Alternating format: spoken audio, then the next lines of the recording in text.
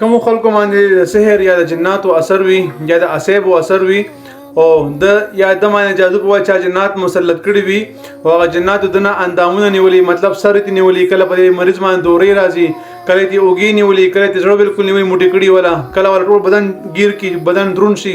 بدن زګ زګ شي لکه مطلب په انسان باندې وختو درېږي داسې کیږي وسره هر وخت د بسر باندې بوج هر وخت دې کې شړکی کې لکه سړی په میخونه پکې ټکوي تا نو کوم انسان په داسې مسلو کې گیر وي هغه لپاره د بهترین او زبردست عمل خیم دا عمل وکي ان شاء الله یو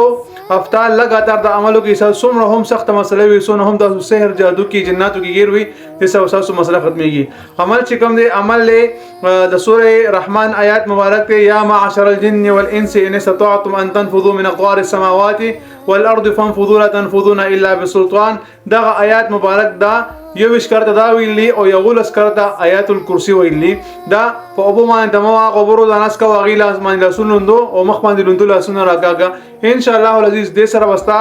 دا سحر وی یا جنات وی یا جادو وی یا اسیبی جنات وی کوم څه هم یې سره وستا مکمل مسله ختم شي کله عمل خوښ شو مخکې ملګرو سره هم شیر کا باز ملګری زموږ نمبر غواړي زموږ نمبر یوټیوب چینل کې شته مفتی فیصل 034 تاسو هغه نمبر غسې شي مختصر وایس کوي هر ملګری ته جواب ضرور ملاويږي السلام علیکم ورحمت الله تعالی وبرکاتہ